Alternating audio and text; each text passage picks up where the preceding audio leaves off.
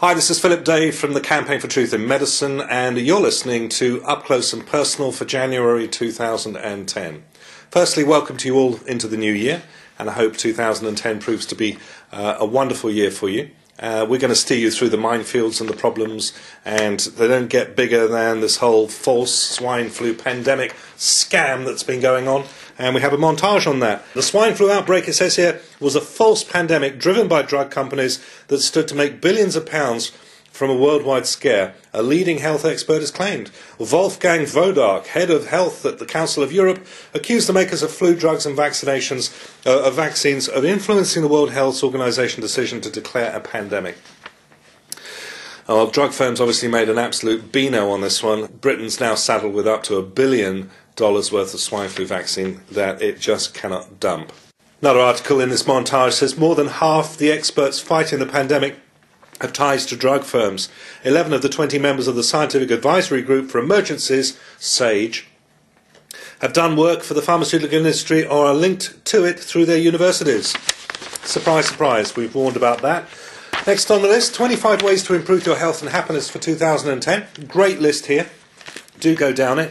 Next on the list, New Zealand is leading the world in efforts to dump approval for neurotoxic and carcinogenic aspartame in Diet Colas, sugarless gum, table sweeteners and so on. Any of you who are still drinking Diet Colas with aspartame or taking any kind of artificial sweeteners with this phenylalanine derivative in it, please do your homework. In the ABCs of disease, I have a whole chapter on aspartame disease and the problems that can come from this: epilepsy, fits, all kinds of behavioural problems that stem from this. It is not good stuff. And if you find yourself addicted to sugar, trying to go to a light sugar alternative, that's the problem. The problem is you're addicted to sugar, so that's the thing that should be treated, not simply skipping around trying to find an alternative. Full-body scanners used on air passengers may damage human DNA. In researching the biological effects of the millimetre wave scans used for whole-body imaging at airports, Natural News, that's Mike Adams' organisation, has learned that the energy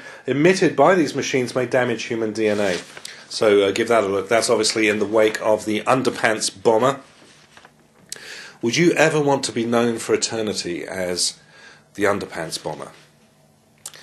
How to destroy confidence in vitamins when you do not have the facts. An excellent article by Dr. Andrew Saul, he of the Food Matters fame.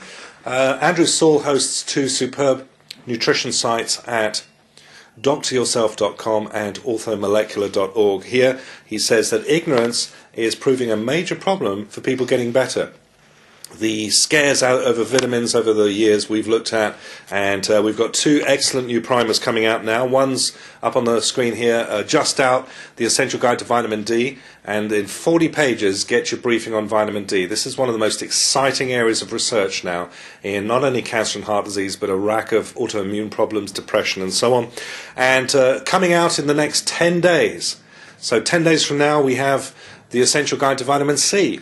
And this gets into the whole aspect of megadosing vitamin C. High-dose vitamin C therapy has proven highly effective, and Dr. Andrew Saul again has another article this week having a look at that. So do go over that. Any of you who are struggling with cancer, heart disease, any autoimmune problems, any kind of viral infections, diabetes, anything like that, get onto the Credence site and pick up a copy of the vitamin C booklet. Right, weekly health tip and also details for the tour. We're within 4 weeks of kicking off in Adelaide. So if you've not got your tickets yet, please go ahead and log on to the website or click the link to the left and pick those up. We will not be sending out thousands and thousands of brochures. It's just hugely expensive. So we're doing most of it by word of mouth and also over the internet. So please spread the word around and pick up your tickets to make sure that you get a place. Thoroughly looking forward to coming down. The weather has been appalling here, so looking forward to seeing you all. Finally, on the Origins project, Noah's flood. There are literally scores of legends existing throughout the world which tell of a cataclysmic flood that destroyed civilization. Though these stories are ancient and from all parts of the world, they do appear to describe the same event. Take a ride on a helicopter through the Grand Canyon and have a look at the hydrologic sorting that's going on. Also in the Grand Canyon walls, we have what we call polystrate fossils, These are basically tree trunks that got washed away and then they bobbed upright, sunk vertically, and then all of the layers filled in around. And those layers are hydrologically assorted according to density.